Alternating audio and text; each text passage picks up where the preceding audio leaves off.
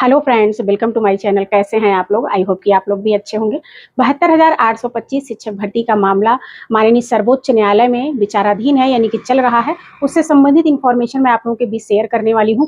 जैसा कि मुझे पता चला है कि 17,000 सीटें गवर्नमेंट के पास अब खाली हैं, यानी कि इस भर्ती से संबंधित 17,000 सीटें ऐसी है कि जिसे सरकार दे सकती है और सरकार की तैयारी चल रही है। हो सकता है कि 17 क्या, क्योंकि बहुत ज़्यादा बच्चे हैं तो 18,000, इससे ज़्यादा बच्चे नहीं हैं। और हाँ, एक चीज़ ये भी बताना चाहूँगी कि 16,000 की जो लिस्ट है उसमें जितने भी कैंडिडेट शामिल हैं वो सब कोशिश कर रहे हैं कि सिर्फ 16,000 में जितने भी वैलिड कैंडिडेट हैं, कहने का मतलब है कि कुछ लोगों का गलत डेटा भी है उसमें, तो उनको निकालने के बाद जितने कैंडिडेट बचते हैं सबकी जॉब लग जाए और गूगल फॉर्म वालों को साइड कर दिया जाए। क्योंकि गूगल फॉर्म वालों को लेकर बहुत सारी चीज़ें आप लोगों ने अपने बीच में वीडियो के माध्यम से देखा होगा, जिसमें ये क्लियर कर दिया जा रहा है कि गूगल फॉर्म वाले वैलिड ही नहीं है, उन्हें लिया ही नहीं जाएगा, उन पे विचार ही नहीं किया जाएगा। क्योंकि पिछली हियरिंग में यानी कि 22 अप्रैल को तो सुनवाई हुई नहीं, आप लोग भी अच्छे से जानते हैं कि, और कहीं ना कहीं 22 अप्रैल की सुनवाई नहीं हुई। वो मामला भी आप लोग जानते हैं, सबरीमाला का जो भी केस चल रहा था सुनवाई से संबंधित।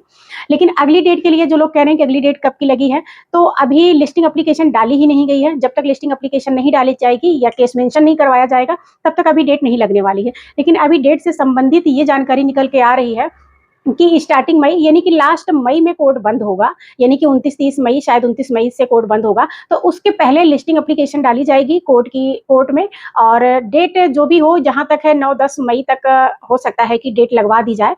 और अभी तक तैयारी कंप्लीटली कर ली गई है सरकार के साइड से भी। इस भर्ती में जो कुछ भी देना है वो कंप्लीटली सरकार अपने साइड से तैयार कर ली है। और दूसरी बात ये कहे कि कैंडिडेट्स के साइड से जो भी एडवोकेट हैं उन लोगों में काफी हद तक यूनिटी बन गई है, यानी कि मुद्दे क्लियर हो गए हैं। और मैं यहाँ ये बता दूं कि गूगल फॉर्म वालों को हर हाल में साइड करने की कोशिश की जा रही है। लेकिन जितने भी लोग हैं, जिसका भी अधिकार बनता है, प्लीज पीछे ना हटे, अपने हक के लिए सामने जाके बात करें। जो कुछ भी हो सकता है इस समय अपना 100% दे दें, क्योंकि आपके जॉब का सवाल है। क्योंकि कोई आपसे कम, क्या कहते हैं, योग्य होके और जॉब पा जाए और आप जॉब ना पाएं तो आपके पास पछताने के अलावा कुछ भी नहीं रहेगा। तो इन सब चीजों को ध्यान में रखते हुए प्लीज, अगर आपसे कुछ पॉजिटिविटी बन सकती है, गूगल फॉर्म वाले अपने लिए कुछ कर सकते हैं, तो प्लीज आगे आएं और अपने लिए लड़ें। और दूसरी बात ये मैं बता दूं कि गूगल फॉर्म से संबंधित जो भी बिल्कुल निगलेक्ट किया जा रहा, तो ऐसा भी नहीं है। ये आप लोग अच्छे से जानते हैं, गूगल फॉर्म का जो भी डेटा कलेक्ट किया गया है वो माननीय जज साहब के निर्देशन में ही किया गया है।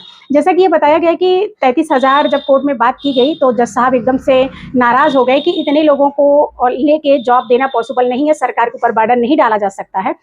तो मैं आप लोगों को ये बता दूं कि इतने लोग हैं ही नहीं, ये जानबूझ के हवा बनाया गया है। क्योंकि गूगल फॉर्म में बहुत सारे कैंडिडेट्स ऐसे हैं जो 16,000 की लिस्ट के हैं और उन्होंने गूगल फॉर्म में भी अप्लाई किया है। इस तरह से ये कोई नहीं कह रहा है कि हाँ डेटा शॉर्ट लिस्टिंग की जाएगी।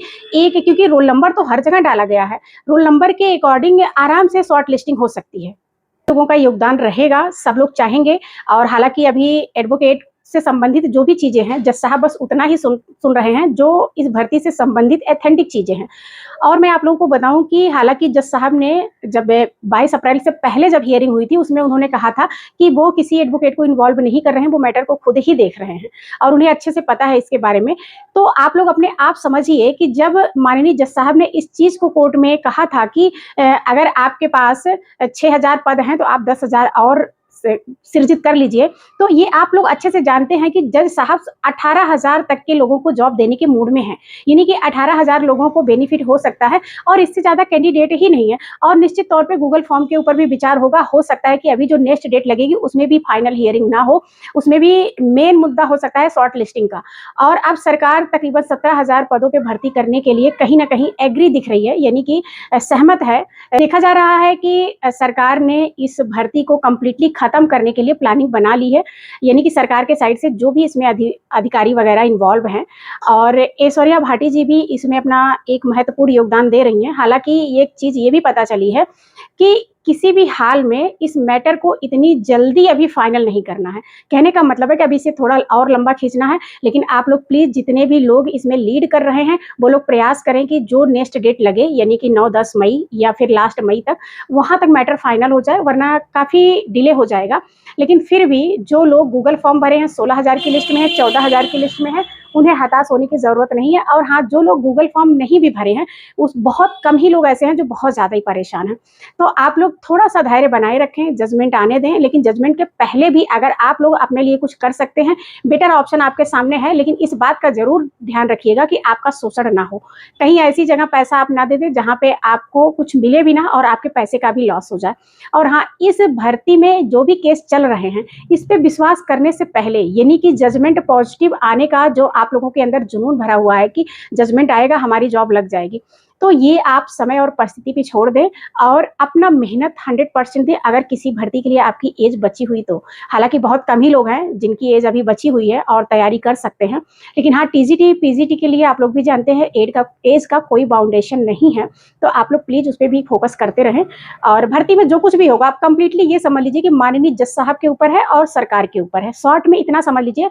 और कोई कितना भी आपसे कह रहा है कि हम ये जजमेंट करवा लेंगे, अब 16,000 लोगों की जॉब लगने जा रही है, गूगल फॉर्म वाले बाहर होने जा रहे हैं, तो एक कान से सुनिए, दूसरे कान से निकाल दीजिए। भरोसा रखिए अपनी मेहनत पे, समय और परिस्थिति पे, माननीय जज साहब के ऊपर, यानी माननीय जज साहब के निगरानी में ये सारा मैटर है, सारे मैटर को वो अच्छे से जानते हैं, तो निश्चित तौर पर किसी के साथ अन्याय नहीं होने देंगे। उन्हें भी ये पता है कि ये भर्ती 2011 और 12 की है, क्योंकि 12 वाले भी बहुत सारे कैंडिडेट्स हैं, शायद 90 या 93 ऐसे लोग हैं जो जॉब पा चुके हैं, जबकि उन्होंने सिर्फ 2012 में आवेदन किया था, 2011 में आवेदन नहीं किए थे। तो आप लोग इस बात को अच्छे से समझिए कि इस भर्ती में 11 और 12 दोनों में अप्लाई करने वाले लोगों को याची लाभ मिला है, तो उस तरह से आप लोग विश्वास रखिए ना, थोड़ा सा धैर्य रखिए। और जो लोग डेट की बात कर रहे थे कि डेट बताओ, डेट कब लगी है, तो डेट अभी नहीं लगी है, क्योंकि स्टेटस आप लोग भी चेक कर सकते हैं अच्छे से सुप्रीम कोर्ट के साइट पे। जब भी डेट लगेगी, स्टेटस आप लोग क्यों नहीं चेक कर लेते हैं हम। और रही बात डेट की, तो डेट जब भी लगेगी ना, तो एकदम से पता नहीं कितने सारे वीडियोज आ जाएंगे। जब डेट लगी ही नहीं है तो मैं कमेंट में क्या रिप्लाई दूं भाई। हाँ, और इतना टाइम भी नहीं होता है कि हर एक का कमेंट पढ़ना और रिप्लाई देना। और मैं कोशिश करती हूँ कि सबको रिप्लाई देने से तो अच्छा है कि नेक्स्ट वीडियो बना दूँ, तो नेक्स्ट वीडियो का आप लोग वेट किया करें। अगर कोई भी भर्ती से संबंधित इंपॉर्टेंट इन्फॉर्मेशन होगी जो आप लोगों के बीच शेयर करना होगा, तो वो मैं जरूर शेयर करूंगी।